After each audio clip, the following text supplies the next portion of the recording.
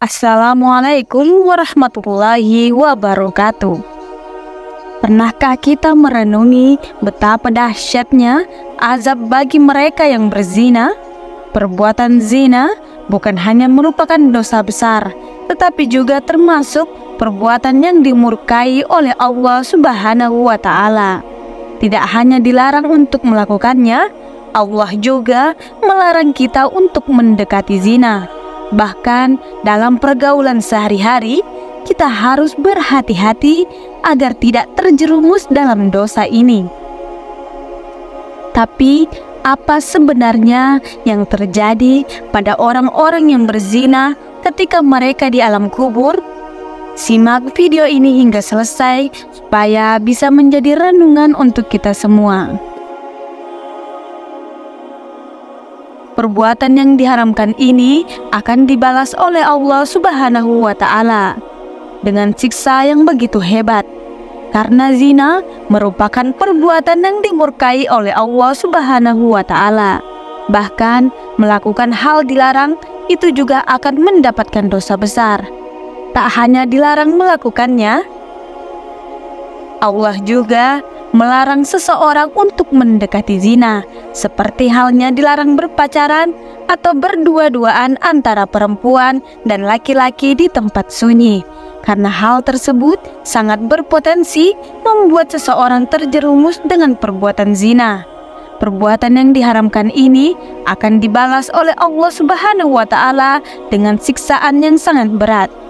Zina adalah perbuatan yang sangat dimurkai oleh Allah Subhanahu wa Ta'ala dan mendatangkan dosa besar.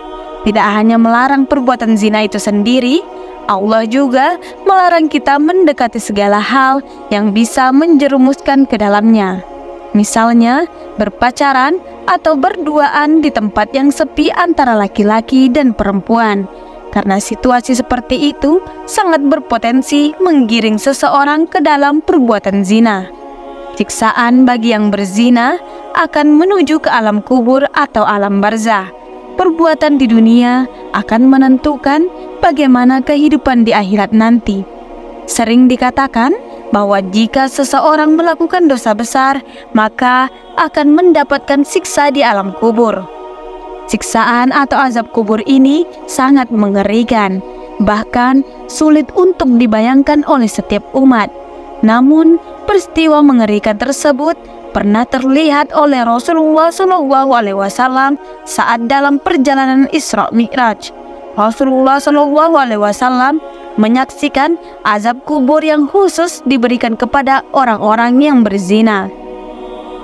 Dalam suatu riwayat, Rasulullah SAW pernah melihat seorang lelaki dan wanita dalam tungku-tungku yang tampak sempit di bagian atasnya dan lebar di bagian bawahnya, dengan api yang membara di bawahnya.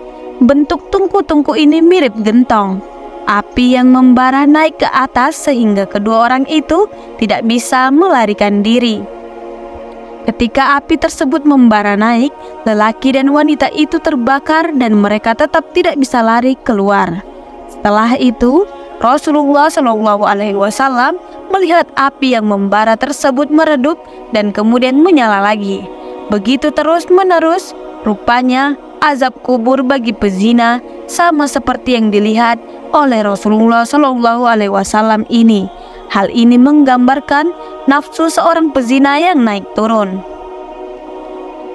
Artinya, seorang pezina akan mendapatkan azab kubur yang sedemikian rupa dan akan berujung sampai ia masuk neraka.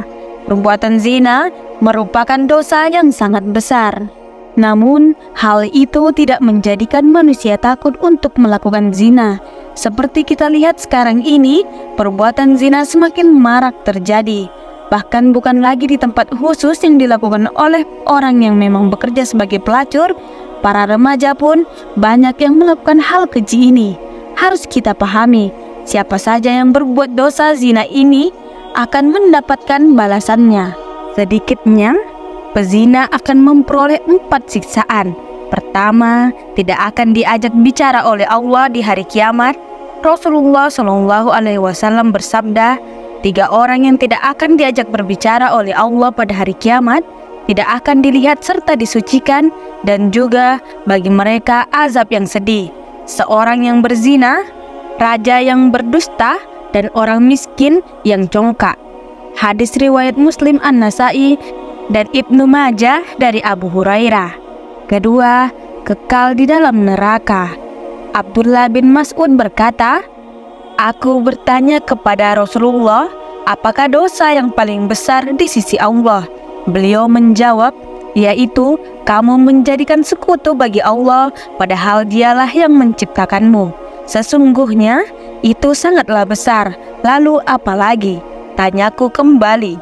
Beliau menjawab, yaitu kamu membunuh anakmu karena takut kelak ia akan makan bersamamu. Lalu apalagi? Tanyaku lagi. Beliau menjawab, yaitu kamu berzina dengan istri tetanggamu. Hadis riwayat Bukhari. Ketiga, dijilat api neraka. Imam Bukhari meriwayatkan hadis dari Nabi yang diriwayatkan oleh Samurah bin Jundub bahwa Rasulullah SAW didatangi oleh malaikat Jibril dan Mikail. Beliau berkisah, kami berangkat pergi sehingga sampai di suatu tempat semisal tanur. Bagian atasnya sempit, sedangkan bagian bawahnya luas. Dari situ terdengar suara gaduh dan ribut-ribut. Kami melihatnya, ternyata di situ banyak laki-laki dan perempuan telanjang. Jika mereka dijilat api yang ada di bawahnya, mereka melonglong oleh panasnya yang dahsyat. Aku bertanya, "Wahai Jibril, siapakah mereka?" Jibril pun menjawab, mereka adalah para pezina, perempuan dan laki-laki. Itulah azab bagi mereka yang sampai tiba hari kiamat. Hadis riwayat Bukhari. Keempat, ditempatkan di pintu neraka paling busuk baunya. Di pintu neraka paling busuk baunya, Ibnu Zaid, salah seorang imam dalam bidang tafsir berkata, sesungguhnya bau kemaluan para pezina ini benar-benar menyiksa para penghuni neraka. Sungguh sebuah siksaan yang sangat menakutkan. Membayangkan bagaimana rasanya ketika jari yang dibakar dengan api selama 1 menit, sudah pasti kita akan merasakan kesakitan yang luar biasa. Pasti ia tidak akan pernah melakukan perbuatan zina karena ia tahu akan mendapati siksa yang abadi, tanpa seorang pun tahu kapan itu akan berakhir. Begitu juga orang yang lemah imannya, ia akan cenderung beranggapan bahwa tidak ada kebangkitan setelah mati. Walaupun ia meyakini adanya neraka, namun nilai imannya sedikit, maka ia tidak akan sanggup membayangkan siksaan yang begitu mengerikan yang kelak akan dihadapi setelah berada di alam barzah. Maka dari itu, sobat perlu pemahaman agama agar iman kita semakin tebal karena meyakini atau mengimani kepada hari kebangkitan adalah bagian dari rukun iman yang kelima. Satu hal yang terpenting, perbuatan zina yang akan kita lakukan sepandai apapun seseorang menyembunyikan dosa tersebut, maka yakinlah suatu hari pasti nanti akan terbongkar. Karena lazimnya perbuatan zina itu antara laki-laki dan perempuan. Ketika wanita telah berbuat zina, maka suatu hari ia pasti akan mengandung anak di luar nikah. Hal ini kemudian akan diketahui oleh keluarganya atau orang terdekatnya. Maka wanita tersebut sudah pasti ia sudah melakukan zina karena tidak mungkin ada Siti Maryam di abad modern ini yang melahirkan anak tanpa ayah. Begitu juga banyaknya kasus perselingkuhan di dunia ini yang akhirnya juga terbongkar.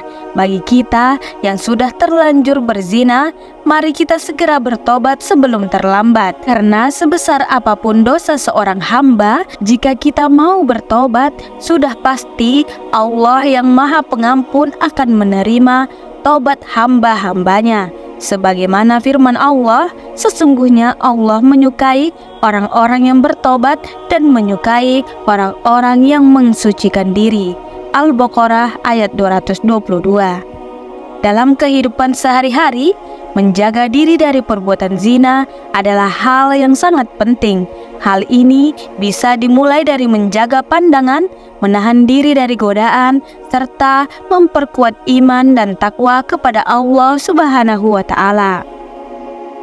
Rasulullah SAW bersabda, Pandangan adalah salah satu anak panah iblis yang beracun. Siapa yang menahan diri darinya karena takut kepada Allah, maka Allah akan memberikan keimanan yang ia rasakan manisnya di dalam hatinya. Hadis riwayat Hakim.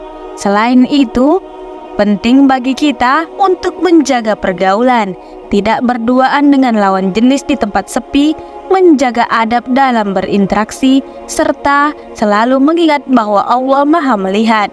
Sebagaimana dalam firman Allah, "Dan janganlah kamu mendekati zina. Itu sungguh suatu perbuatan yang keji dan suatu jalan yang buruk."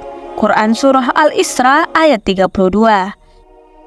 Kisah-kisah dalam Al-Quran dan hadis memberikan banyak pelajaran yang berharga tentang akibat buruk dari perbuatan zina.